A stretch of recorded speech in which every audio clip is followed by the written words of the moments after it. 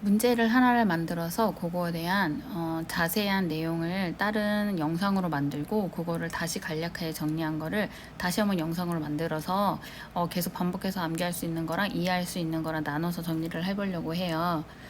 일단 범위가 워낙에 많다 보니까 그거를 정말 다 수용을 하기가 쉽지는 않은데, 그래도 이제 꾸준하게 하다 보면, 자주 보다 보면 익숙해지긴 하더라고요. 그러면 첫 번째로 건설사고 신고 대상 설명하세요 라고 요거에 대해서 설명을 하면, 건설진흥법상에 나오는 걸 기준으로 해서 답변을 할 거예요. 그러면 건설사고가 발생한 것을 알게 된 건설공사 참여자는 지체 없이 그 사실을 발주처 및 허가기관의 장에게 통보하여야만 합니다.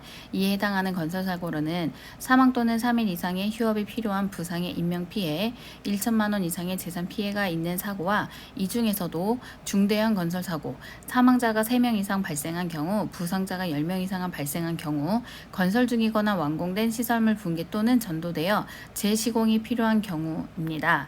이때 건설사고가 발생한 것을 알게 된 건설공사 참여자는 사고 발생 일시 및 장소, 사고 발생 경위, 조치사항, 향후 조치 계획을 발주청 및 인허가 기관의 장에게 통보하여야 하고, 발주청 및 인허가 기관의 장은 국토부 장관에게 제출하여야 합니다.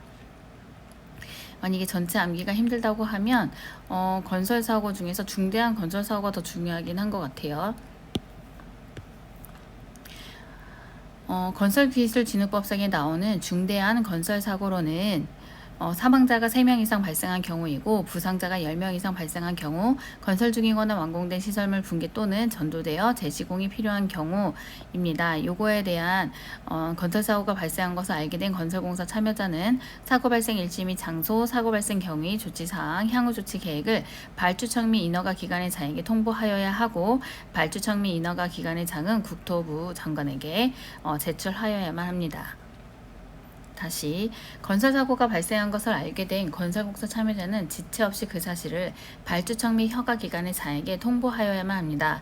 이때 해당하는 건설사고는 사망 또는 3일 이상의 휴업이 필요한 부상의 인명피해, 1천만 원 이상의 재산피해 있는 사고와 이 중에서 중대한 건설사고, 사망자가 3명 이상 발생한 경우, 부상자가 10명 이상 발생한 경우, 건설 중이거나 완공된 시설물 붕괴 또는 전도되어 재시공이 필요한 경우, 만약에 여기가 생각이 안 나면 그냥 붕괴 전도되어 재시공이 필요한 경우입니다.